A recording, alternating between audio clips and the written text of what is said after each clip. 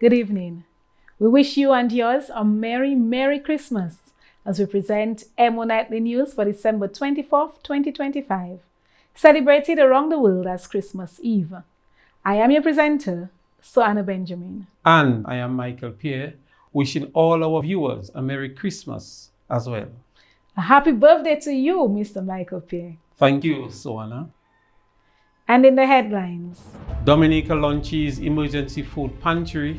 PM Skerrit updates the nation on U.S. partial visa restrictions. DCA mourns the passing of Jesse Muggsy Badwell. And Powerball jackpot soars ahead of Christmas Eve draw. These stories and more coming up next. Carnivalist, girls and rum and vibes and rhythm on the road. Leave your stress at your home and don't bring it on the road. Girl, I don't care if you have a man. We don't need jams or we party as one. I don't care if you have a man. What happens stays the party. What happens stays the party. What happens stays the Blast Gaming presents its biggest jackpot ever. Blast Mystery Progressive. I'm so excited, I can't hide it. The new Blast jackpot rising, and I like it. It going up, and up, and up, and up, and up. Blast up, and up, and up, and up, and up, and up. Play selected games to win in the Blast Mystery Progressive. Pick until you match 3 gems and win one of the 5 cash jackpots. Or you can blast up with the Mystery Progressive jackpot. It going up, and up, and up, and up, and up. Blast up, and up, and up. Blast gaming. First up in local news, Dominican nationals holding valid U.S. visas will be able to travel after January 1st, according to an update provided by Prime Minister Honorable Roosevelt Skerrit.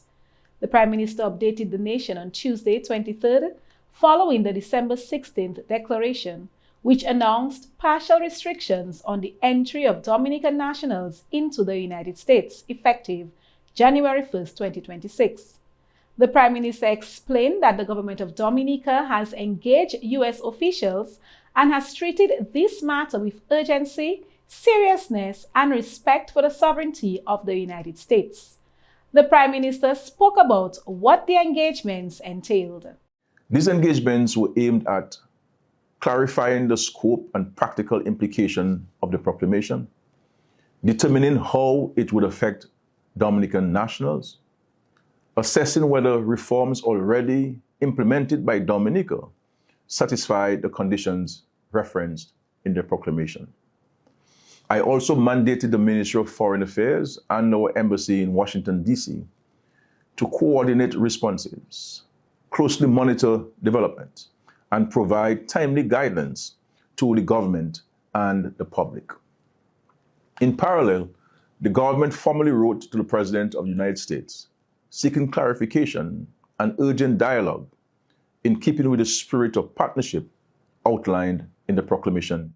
He also provided context for the issue. Over the past several years, particularly throughout 2024 and 2025, Dominica has worked closely with U.S. authorities through multiple channels, including the Office of the Prime Minister, the Ministry of Foreign Affairs, our embassy in Washington, and in coordination with regional partners to address all concerns raised regarding the Citizenship by Investment Program.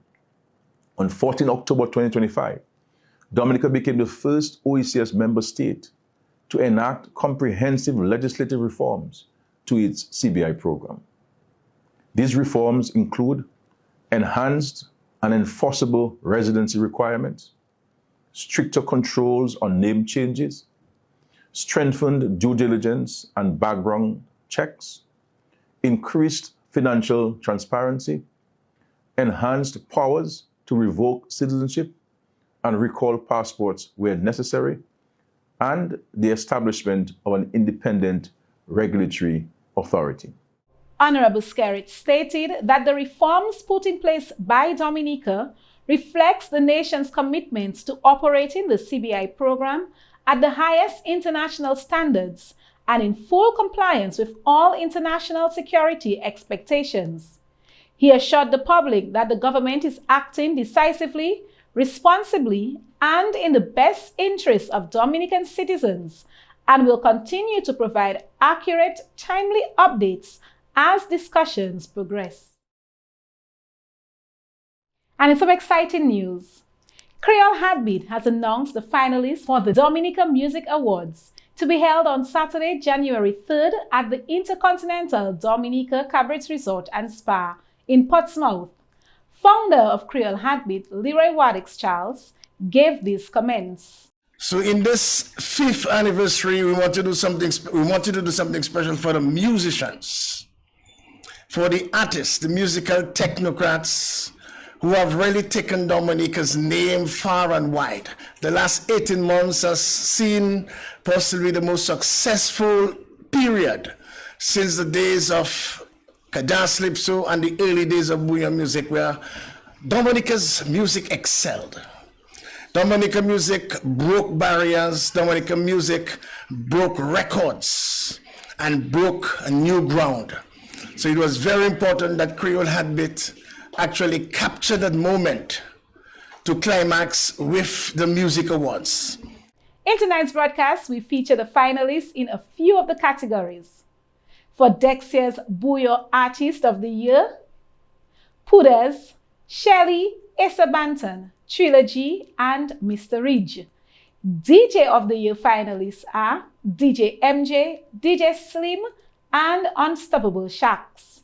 For Promoter of the Year, Asa Banton for Breakfast Fete, Infinite Entertainment for Amped and Rise and Wine, Fantasy Tribe for Fantasy Fitness Fusion, and Lumination, Danger Entertainment for Independence Gopwell and Carnival Gopwell. In the category of Compa Zouk Artist of the Year, Ecstasy Band, Marie Pascal, and Superdan HD. For Album of the Year, Shelly and Signal Band, Electric Room, Pudas, No Time for Rubbish, and Colton T, All I Need Is Love. Music Video of the Year finalists are Signal Band, Bye to the Old Me, Rio OK Boom, I Know Why, IKY, Trilogy, Take Me As I Am, and Colton T, For Play. Collaboration of the Year finalists are Quan, Little Boy and Trilogy, Someone Else, Trilogy, Skinny Fabulous and Shelly, Rags, Shelly, Nice and Signal Band, Stronger, Rio, Kenny G and Faithy, I Know Why, Trix, Migos and Hussy, What She Likes, and Mr. Ridge and Problem Child, FYM. Songwriter of the Year finalists are Shelly Alfred, Trilogy, and Little Boy. And finally, Producer of the Year finalist, Cross the Bridge Studio, Little Boy, DJ Taffy, Andel Hosford, The Wizard, and Arad Moses, also known as Mask Man. In subsequent broadcasts, we will feature more of the categories which will be awarded at the Dominica Music Awards. And finally, on the local scene, the Department of Social Services in Dominica has responded to a long-awaited cry and has launched an emergency food pantry. Director of Social Services, Dr. Tisha Kofi Kazimi, outlined the persons who will benefit from the new initiative. Persons with disabilities, individuals with diagnosed physical, mental, or emotional disabilities who are unable to work and have no caregiver support. Former state clients, youth or young adults or adults who are formerly under the care of the state and now live independently without a stable income or family support. Crisis-affected households, households that have experienced a recent verified crisis such as a fire, a job loss, or the death of a breadwinner, resulting in a sudden lack of food.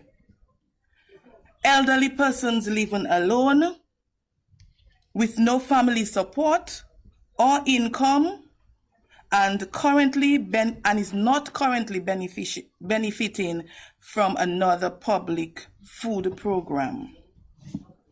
Clients already known to the department, for individuals or families already known to the department through the welfare service, domestic violence, or other cases, and assessed as food insecure during the time of request. Meanwhile, Minister of State in the Ministry of Health, Wellness and Social Services, Dr. Cassandra Williams, says the food pantry is part of her ministry's goal to enhance social protection systems and expand support to vulnerable populations. The Department of Social Services is a commitment to ensuring that no citizen, no child, or no parent goes without the basic dignity of food and nourishment. This launch reaffirms our collective responsibility to reach those among us who are facing hardship, whether due to economic pressures, health challenges, or social vulnerabilities. The food pantry complements the ministry's broader strategy to strengthen social protection systems and expand support to the most vulnerable. It aligns with our mandates in ensuring our elders have consistent access to nutritious food, recognizing that food security is fundamental to a child's health and learning and development, acknowledging that women, particularly single mothers, bear a disproportionate share of the burden of household food security, and there are some among us who often face added barriers to employment and economic stability. This initiative is an example. While Dominica has had privately funded food distribution initiatives and a food card distribution system in the 60s and 70s, this is the first time a food pantry has been organized. And this completes the local segment of the news. Regional developments coming up next. We're at the different phases in life. We move at a different pace. All we need is to be supported. Cause when the baby's coming, business needs revamping, the new job starting, and you need an outfit. Let momentum hook you up. Momentum will hook you up. The wedding's planning, rent due dates coming. Momentum is your support financing. Let momentum hook you up. Momentum will hook you up.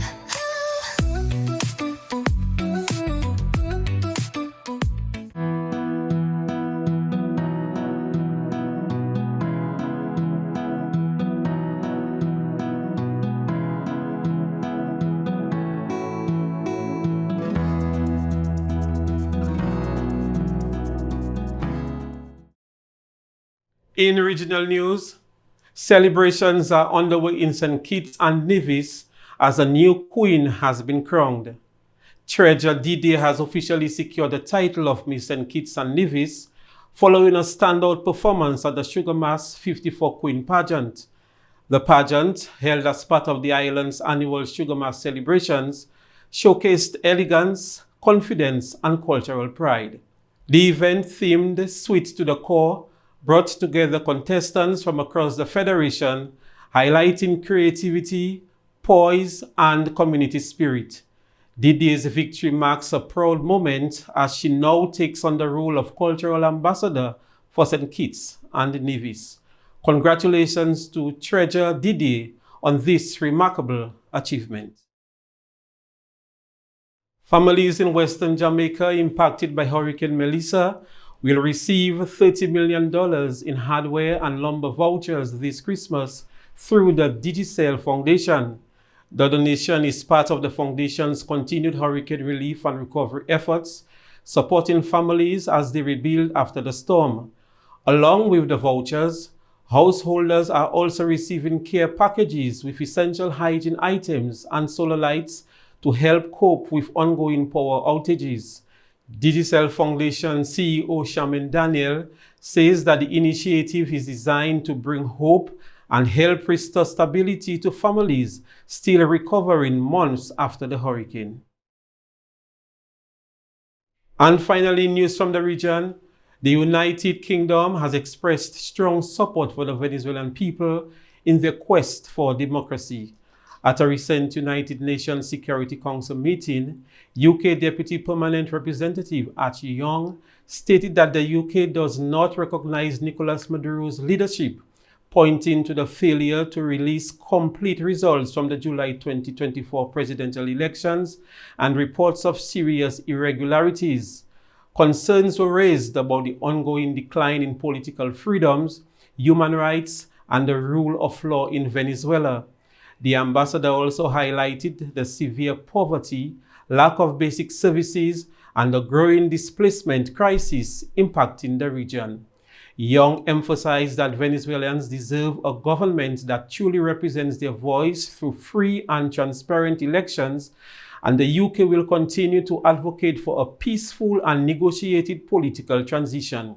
The UK also warned that drug trafficking and organized crime linked to Venezuela threaten global security and reaffirmed its commitment to uphold international law and the values of the United Nations Charter.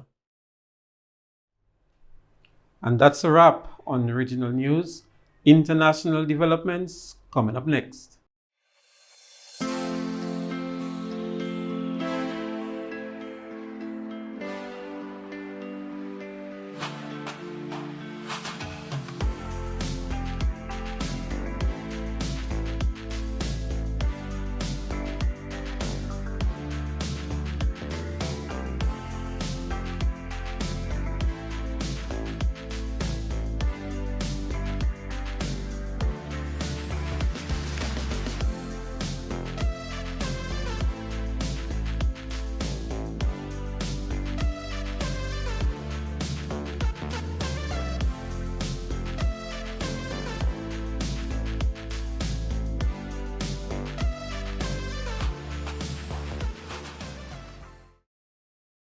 In international news, Ukrainian President Volodymyr Zelensky says that he wants a direct meeting with US President Donald Trump to resolve territorial issues in a potential peace deal with Russia. Zelensky says Ukraine and the United States are close to finalizing a 20-point framework to end the war, but remain divided over control of territory. Ukraine wants fighting to stop along current battle lines, while Russia is seeking further withdrawals in eastern Ukraine. He says security guarantees and economic recovery plans are also part of the talks. And finally, news from the international scene. Powerball jackpot soars ahead of Christmas Eve draw. The Powerball jackpot has climbed to $1.7 billion after no winner emerged in Monday night's draw, making it the fourth largest jackpot in Powerball history. Wednesday's drawing will be the 47th in this jackpot run, the longest stretch without a winner, according to lottery officials. The estimated cash value stands at $781.3 million. Powerball officials say that the game brings people together during the holiday season, encouraging big dreams and hope. Only once has the jackpot been won on Christmas Eve, back in 2011, while it has been claimed 4 times on Christmas Day. The odds of winning the jackpot are 1 in 292.2 million, with overall odds of winning any prize at 1 in 24.9. Monday's draw still produced multiple winners, including 9 $1 million prizes. Powerball tickets cost $2 and are sold across 45 U.S. states, Washington, D.C., Puerto Rico, and the U.S. Virgin Islands. Wednesday's draw takes place at 10:59 p.m. Eastern Time and will be live streamed online. And this takes us to the end of the international news. Sporting highlights coming up next.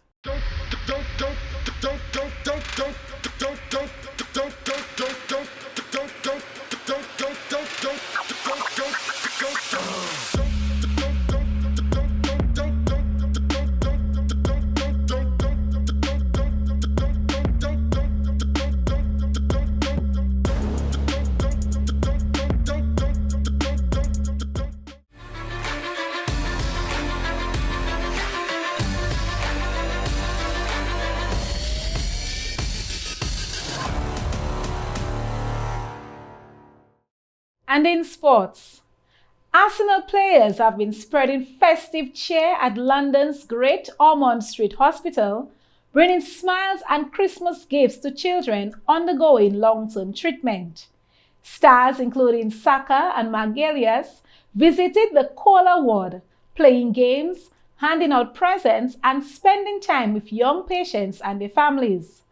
Hospital staff say the visit meant the world to the children, many of whom have been in and out of care for years. Arsenal Football Club has a long-standing partnership with Great Ormond Street, and players say the visit was a reminder of the powerful connection between the club, its supporters, and the local community, especially during the holiday season. And in cricket news, England's Ashes tour has suffered another blow with fast bowler Jofra Archer ruled out by a side strain, ending his campaign despite being the team's standout performer. Gus Atkinson replaces him for the fourth test in Melbourne, with England already 3-0 down. Batter Ollie Pope has been dropped, while Jacob Bethel comes in at number 3. Captain Ben Stokes says he's facing his toughest time as leader amid a troubled Ashes series, with reports of excessive drinking during a team break. The captain stressed that player well-being remains his priority and called for understanding of the players' mental strain under pressure. Former captain Michael Vaughan defended the team's need for downtime. England now aims to avoid a 5-0 whitewash as the series continues on Boxing Day. And finally, in sports news, the Dominica Cricket Association, DCA, is mourning the loss of its treasurer, Jesse Muggsy Badwell. A respected figure in Dominican and regional cricket, Badwell also served as a director on the Windward Islands Cricket Board. Known for his compassion, strong work ethic, and infectious jovial spirit, tempered by refreshing honesty when it mattered most, Jesse touched the lives of all who worked with him, both within cricket and beyond. He also served as a valued member of staff at Autotrade Limited, where he was equally respected. With his passing, the cricketing community has lost a true warrior and a pillar of Dominican cricket. The DCA extends its sincerest condolences to his family, friends, colleagues, and loved ones during this difficult time of bereavement. And that's it from the world of sports. Coming up next is the weather report from the Dominica Met Service.